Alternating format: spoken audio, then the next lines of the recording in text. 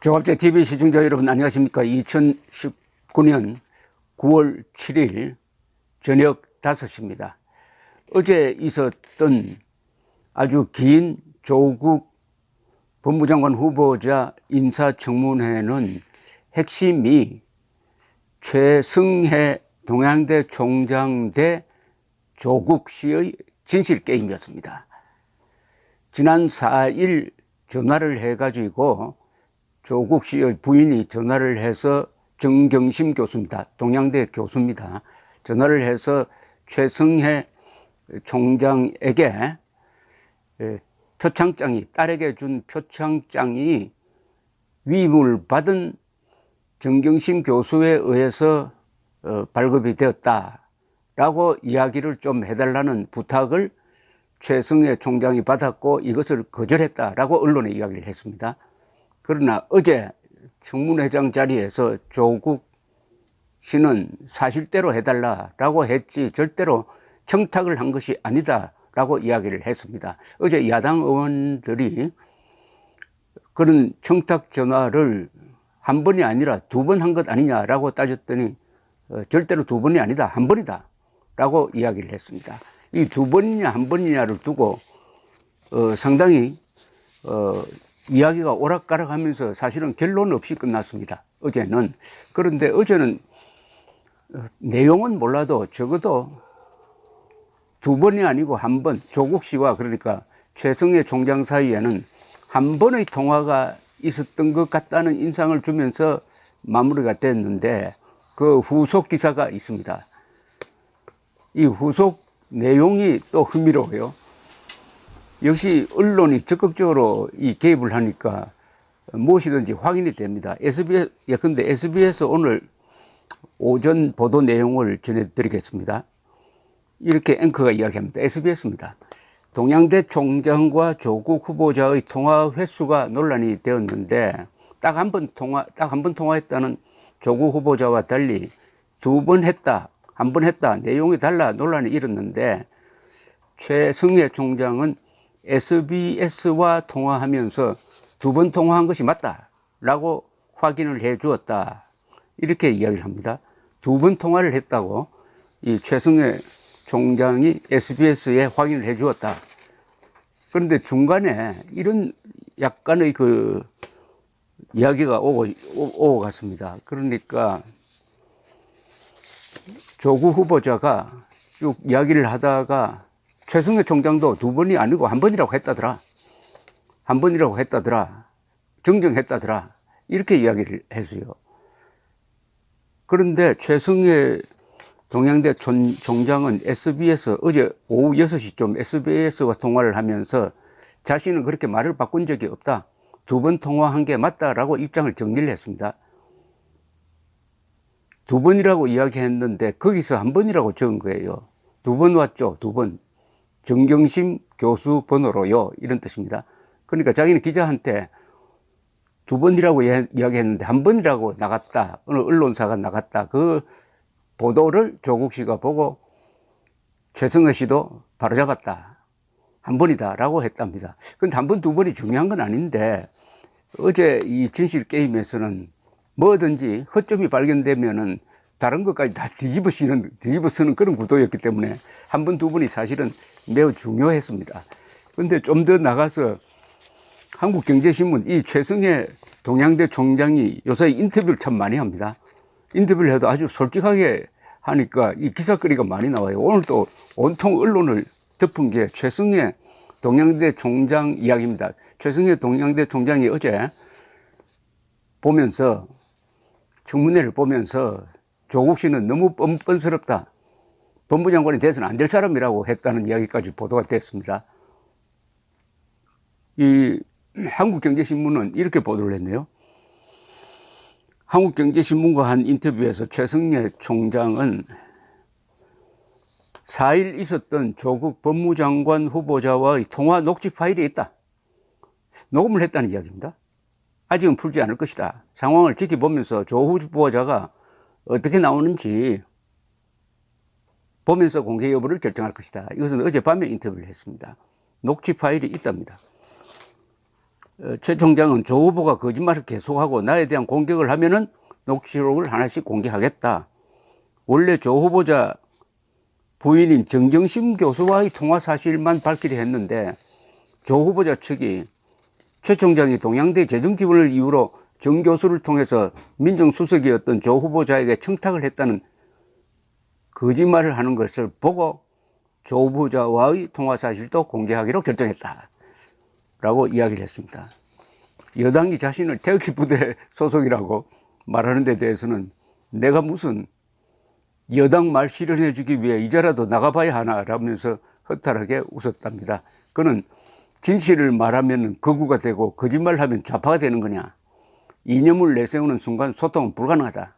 정권 입맛에 맞지 않는 사람을 내치는 식으로 하면은 이념 갈등은 지속될 수밖에 없다.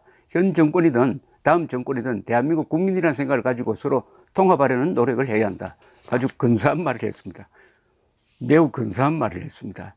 이 조선일보와 인터뷰는 더 아주 상세합니다. 조선일보 기자와 최승혜 동해대학교 총장 인터뷰에서는 최승혜 총장이 어제 청문회를 보더니 조국 교수가 엉터리 같은 말을 하신다. 저런 분은 법무부 장관 할 자격이 없다라고 딱 집어서 이야기를 하더랍니다. 그래서 통화 내용을 아주 자세히 설명을 했습니다. 정경심 조 후보자의 부인이 전화를 걸어왔는데 처음에는 상장 발급을 제게 위임하셨잖아요 라고 하더랍니다. 그런데 최 총장이 그게 아니라고 했더니 정 교수가 어떻게 그 많은 사람 것을 다 해줍니까? 위임해야 할 것 아닙니까? 라고 다시 말을 잇더랍니다. 그래서 최승혜 총장은 위임은 예컨대 졸업생에게 발급할 때 내가 다 찍을 줄 수 없으니까 학교에서 1년 번호를 주고 조교가 찍게 하는 거예요. 그게 위임이다. 정 교수가 조 교수 바꿔주겠다고 하더니 조국 후보가 전화기를 받았다는겁니다. 위임한 걸로 하면 좋겠다는 거였고 내가 최 총장이 그게 가능하겠습니까? 라고 하니까 조국이 법률 고문한테 물어보니까 그렇게 하면 하자가 없다. 총장님도 없고 정 교수도 없다. 그렇게 하자가 없다. 이상이 없다는 식으로 말을 하더라는 겁니다. 그래서 최 총장은 위임할 수 있는지 아닌지 규정집도 좀 찾아봐야 하고 참모들과도 논의도 해봐야 한다. 라고 했더니 조 후보자가 보도자료를 만들어 달라고 했답니다. 보도자료. 또 그러자 또 부탁한다고 하더랍니다. 그러면서 총장은 알아보겠다 하고 전화를 끊었다는 겁니다. 첫 전화를 끊고 두 번 더 전화가 걸려왔지만 시달릴 것 같아서 받지 않았는데 안 받다가 한 번 더 오길래 받았는데 물론 이 정경심 교수 전화로 왔다는 거예요. 그때는 바로 조국 교수가 나왔더랍니다. 무슨 이야기를 했느냐면 오늘 오전중까지 보도자료를 좀 해줬으면 좋겠다고 재촉을 하더라는 겁니다. 그 이야기를 하려고 전화를 다시 했던 것인데 대화를 끝내고 전화를 끊으려 했는데 다시 정경심 교수가 넘겨받아가서 딸 이야기를 하면서 딸을 예뻐하셨잖아요. 우리 딸을 봐서 그렇게 좀 해주세요라고 간청을 했다. 그리고 2시간 가까이 지나서 차를 타고 이동하는데 정 교수가 다시 전화를 걸어왔다. 내용은 직전 통화와 같았다. 이런 내용입니다. 어제 자유한국당 의원들이 문제를 제기를 했습니다. 왜 그리끼는 게 없는데 왜 이렇게 전화를 많이 하느냐. 왜 조국 씨 부인이 전화하고 본인과 또 통화를 하고 그 다음에 또 유시민, 김두관까지 등장해가지고 왜 이렇게 전화를 많이 하느냐 이렇게 따진 적도 있었습니다. 자, 그런데 이렇게 되다가 결국은 검찰이 결론을 내리고 말았습니다. 검찰이 어젯밤에 늦게 이 조국 씨 부인 정경심 교수에 대한 사문서 위조 혐의의 기소를 해버리고 말았습니다. 더구나 정경심 교수 신문도 하기 전에 이미 확보한 증거가 확실하다. 확보한 증거 중에 가장 중요한 것이 최승혜 총장의 증언이었을 것입니다. 하면서 어제 청문회의 논란을 검찰이 결론을 내고 말았습니다. 어제 청문회 동안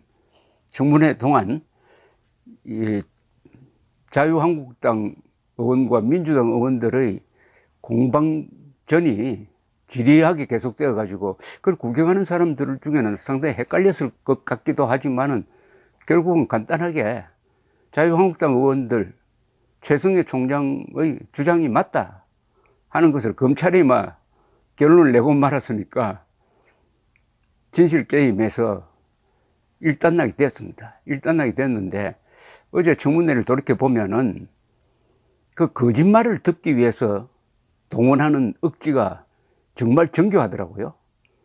또 복잡해요. 뭐 요만한 작은 걸 가지고 문제를 삼아 가지고 전체를 바꾸려고 하는 그런 수법을 씁니다. 그러면은 이 집중하지 않는 사람은 속기 마련입니다. 그리고 목소리 큰 사람, 뻔뻔한 사람한테 속기 마련입니다. 어쨌든 최승해 총장이라는 아주 용감한 교육자가 등장을 했습니다. 이분은 항상 이야기하기를 교육자적 양심에서 내가 거짓말을 할 수 없었다는 이야기인데 그게 저는 진실로 와닿았습니다. 이 조갑제닷컴을 검색을 해보니까 최승해 총장이 2012년에 쓴 글이 올라와 있습니다. 그 중에 마지막 문장이 근사하더라고요. 제가 한번 소개를 해드리겠습니다. 공자는 자기 평생의 가르침을 한마디로 요약하여 내가 싫어하는 바를 남에게 시키지 말라고 했다. 이른바 종북 진보좌파 교수나 교수들은 스스로 물어야 한다. 나는 내 가족들을 데리고 북에서 살 자신이 있는가? 그렇다면 당신은 자유의지로 북한에 가서 살면 될 것이다. 만약에 당신은 가기 싫은데도 학생들에게 종북 이념을 계속 가르친다면 그것은 용납할 수 없는 일이다. 당신이 원하지 않는 것을 왜 제자들에게 따르기를 강요하는가? 그렇다면 당신들이 투쟁할 곳은 대한민국이 아니라 바로 북한이다. 북한에 가서 민주화운동을 하고 생존의 기로에 있는 동포들을 구해야 할 것이다. 이제는 우리는 더 이상 이념적 갈등을 외면해서는 안 된다. 보다 적극적으로 갈등 해소를 위해서 교육적 기능을 회복하여야만 한다. 과거보다는 미래를 이야기하고 지역보다는 세계를 이야기할 시점이다. 아주 뼛속 깊이 간직할 만한 짧지만은 핵심적인 어떤 화두를 던지는 말입니다. 이런 분이니까 권력과 맞서가지고 진실을 지켜낼 수 있었다는 생각을 듭니다. 이번 조국 게이트를 통해서 많은 용감한 사람들, 기자, 검사, 국회의원, 그리고 최승해 총장, 그리고 많은 의사들이 한국 사회에 있다는 것을 확인하는 것은 아주 큰 소득이었습니다. 든든합니다. 감사합니다.